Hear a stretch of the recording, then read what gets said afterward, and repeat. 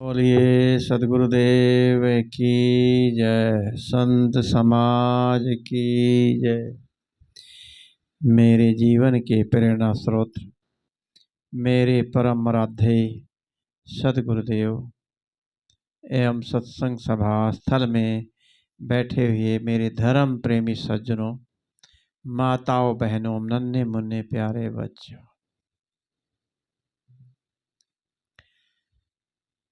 सदगुरु कबीर साहब की बहुत मार्मिक साखी है। दद्दा देखो बिनसन हारा, जस देखो तस करहो विचारा। दद्दा दय के ऊपर 34 अक्षरों पर सदगुरु ने बहुत अच्छे विचार रखे हैं। दय पे सदगुरु ने कहा कि दद्दा देखो बिनसन हारा, जस देखो तस करहो विचारा। दसहो द्वारे तारी लागी, दसहो द्वारे तारी लावे, तब दयाल के दर्शन पावे। दय अक्षर के माध्यम से सदगुरु उपदेश करते हैं कि विचार करके देखो, सब कुछ परिवर्तनशील है, बिनसन हारा, सब बिनसने वाला है, सब एक दिन खत्म हो जाएगा। कुछ भी नहीं, जो दिख रहा है कुछ भी नहीं रहेगा। ये संसार परिवर्तनशील है। तो जब भी उचित समझो उसी समय अपना समय निकाल करके अपना कल्याण का काम करना चाहिए।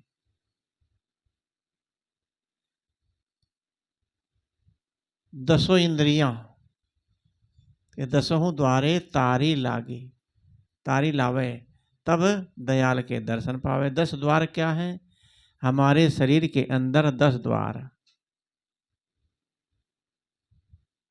आँख 2, कान 2, 4 और मुंह 5 और गुप्त इंद्रियां 7, नाभि 8 और नाक 2, 10। 11 भी बताए जाते हैं। तालवा सिर में, जैसे बच्चे का तालवा देखा, बिल्कुल लप लप लप करता रहता है, दबा के देखो, ये भी एक दरवाजा है। प्राण कई बार इसमें से भी निकल सकता है। तो 10 दरवाजे का ये पिंजरा जो खुले हैं, कहा है तू तो उड़ता पंछी यार तेरा, कौन करे एतबार। तू तो उड़ता पंछी यार तेरा, कौन करे एतबार। अरे 9 खिड़की का पिंजड़ा रे तेरा, खुले पड़े सब द्वार। 9 खिड़कियां तो खुली हैं, 10वें नाभि है। 9 खिड़की का पिंजड़ा तेरा, खुले पड़े सब द्वार। मेरे रामा खुले पड़े सब द्वार। अरे आना आना मुश्किल तेरा, जाना सहज सुमार तेरा, कौन करे एतबार। इस शरीर के अंदर आना बहुत मुश्किल से शरीर मानव जीवन मिलता है। आना तो तेरा बहुत मुश्किल है इस शरीर में, और आ गया तो जाने में देर नहीं लगती। कोई पैदा होते ही चला जाता है, कोई गर्भ में ही मर जाता है बच्चा, और कोई साल 2 साल 10 साल 20 साल 50 साल तक जीवित रहता है। तो आश्चर्य की बात है, ये भी कहा कि 10 द्वारे का पिंजड़ा, तामे पंछी मौन, रहने का अचरज नहीं, जान अचंभा कौन। नहीं जान, रहने का अचरज जान अचंभा कौन। इसके अंदर 10 दरवाजे जिस पिंजड़े के में पक्षी को बैठा दिया जाए, उसके दरवाजे खोल दिया जाए और पक्षी उसमें बैठा रहे, असंभव लगता है। पक्षी तो उड़ जाएगा।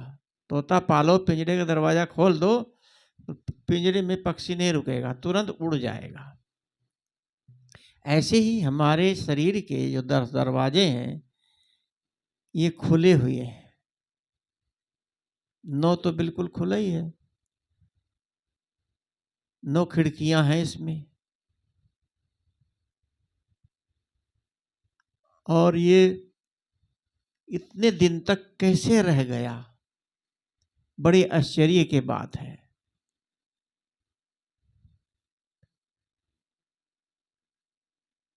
इस शरीर के अंदर 10, 20, 50, 60, 70, 80 साल तक रह करके हमने क्या किया, क्या किया। मन इंद्रियों के बस होकर के आदमी जानता सब है पर मानता नहीं। इतना कुछ जानने के बावजूद भी यदि हमारा मन कंट्रोल नहीं होता तो सत्संग सुनना, सत्संग करना कोई लाभ नहीं। इसलिए संकल्प करना चाहिए कि हमें अपने मन को ठीक रखना है, मन में कूड़ा कबाड़ ना आने पाए। जितना बन सके अच्छा करें।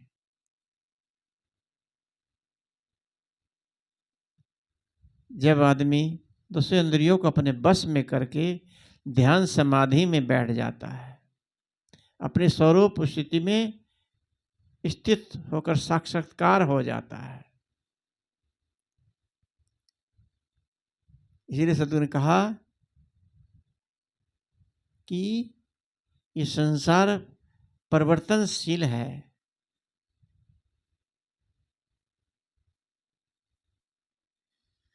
जो समय को नहीं पहचानता,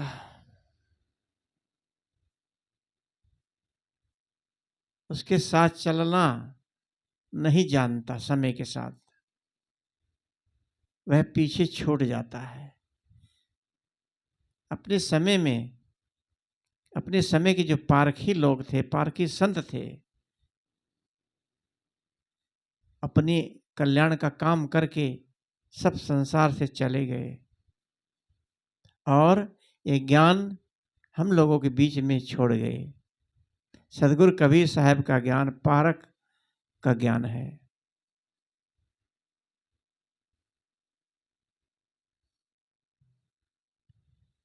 पूरे जीवन का दर्शन कबीर साहब ने अपने बीजक के अंदर भरा है।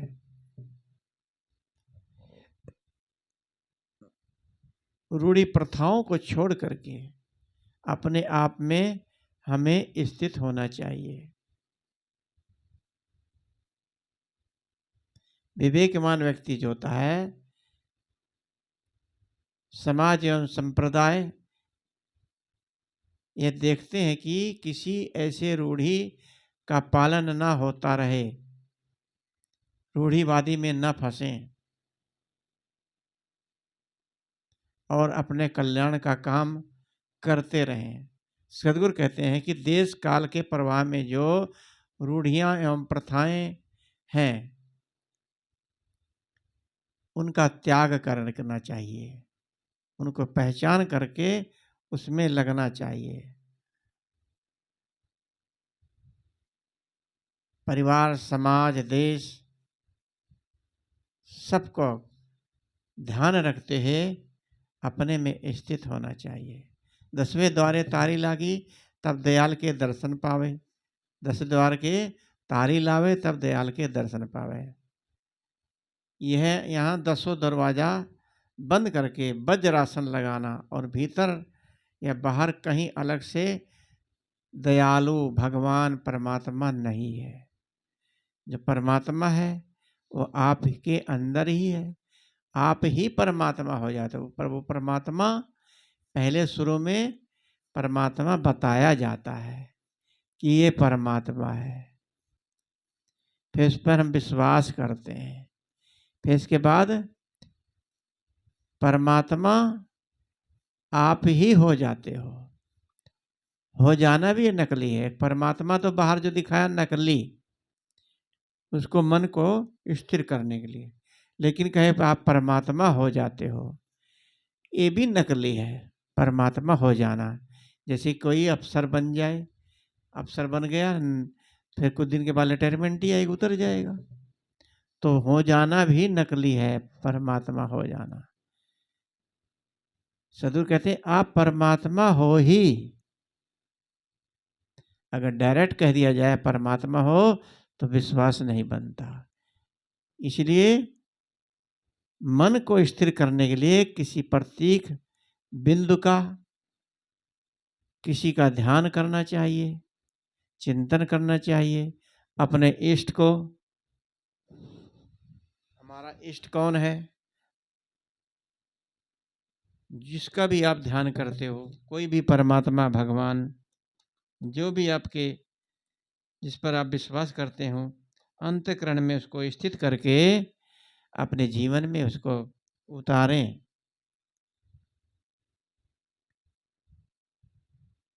इसके बाद जब आप परमात्मा को समझ जाओगे, अपनी आत्मा को समझ जाओगे, फिर मन में विश्वास बन जाएगा वास्तव में परमात्मा कहीं नहीं है। ऐसे दो संत थे, एक तपस्या कर रहे थे। एक इमली के पेड़ के नीचे बैठा तपस्या कर रहा था, एक केले के पेड़ के नीचे। दोनों तपस्या कर रहे थे। तो नारद जी उधर से आए, तो उन्होंने कहा आप नारद जी भगवान के पास जाते रहते हो, आप जा रहे हो तो हमारे बारे में पता करके आना कि हमें दर्शन कब देंगे। कहे ठीक है, जा रहा हूँ।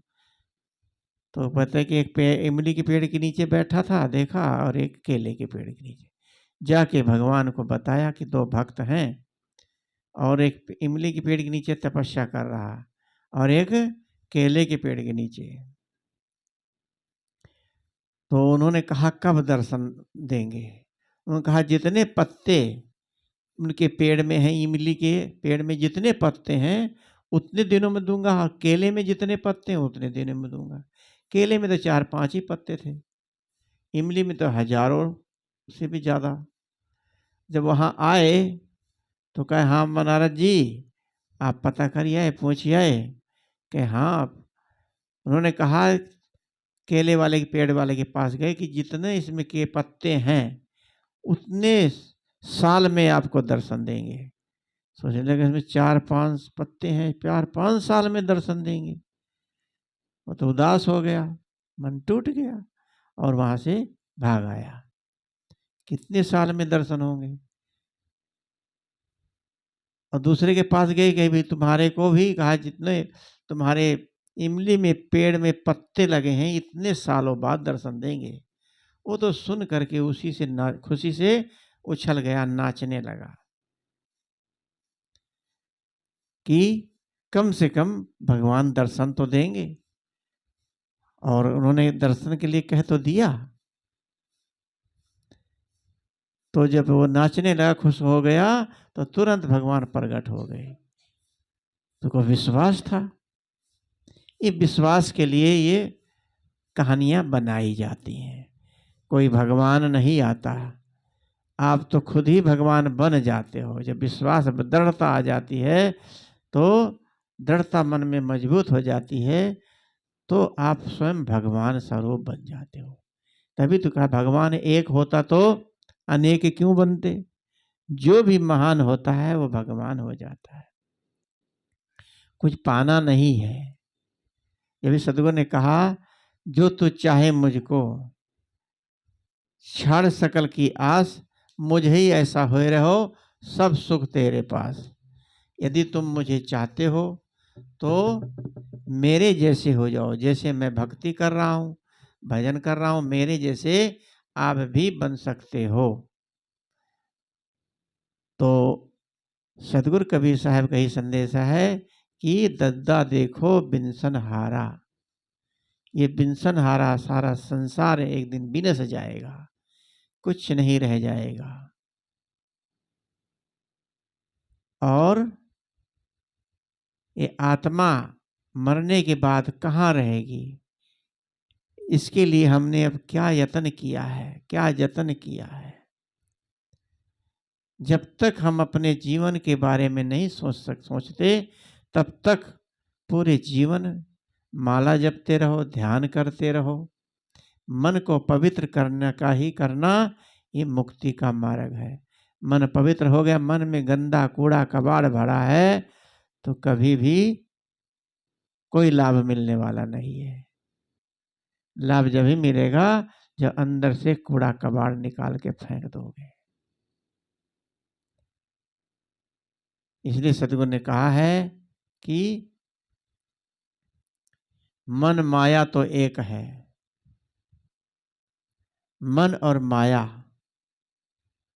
एक ही मन से माया बनती है। तो अपने मन को यदि हम ठीक रखेंगे तो माया अपने आप खत्म हो जाती है। तो देखो माया कहाँ गई।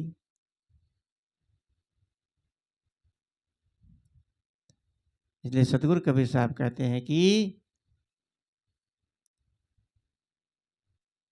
जो तू चाहे मुझको छाड़ सकल की आस। अगर तू मेरे को चाहता है, संसार से आशा जो लगाई हुई है इसको त्याग दे, छोड़ दे और मेरे जैसे साधना में स्थित हो। जीते जी ही अपना कल्याण करो। ये भी सदगुरु कहते हैं कि जीते जी ना मुया तो मरे का मुई हो, जो जीते ही ना मुयो।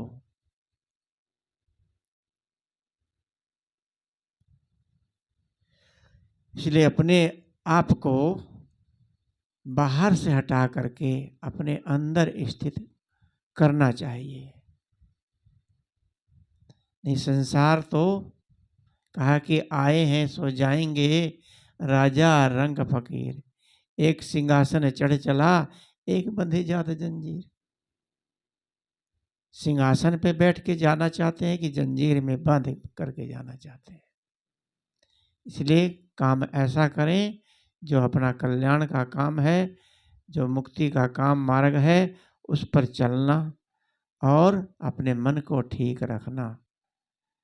ज़्यादा सत्संग सुनते सुनते जीवन गुजर जाए, बोलते बोलते गुजर जाए, अगर नहीं अपने को ठीक कर पा रहे हैं तो अंदर से अपने आप को ही घृणा होती है कि हमने क्या किया, क्या कर रहे हैं। इसलिए संकल्प लेना चाहिए कि अपने मन को आज से हम ठीक रखेंगे, ठीक रखेंगे, ठीक रखेंगे। मन में कोई कूड़ा कबाड़ ना भरे, अच्छे संस्कार अपने अंदर स्थित करें और अपने बच्चों में भी ये संस्कार देना चाहिए, तभी अपना मुक्ति का कल्याण का काम हो सकता है। इन्हीं शब्दों के साथ वाणी को विराम देता हूँ। बोलिए श्री गुरुदेव की जय। वंदन है जी गुरुदेव आपको, वंदन है, वंदन है जी गुरुदेव आपको, वंदन है। कालजाल का फंदा है भारी, कालजाल का फंदा है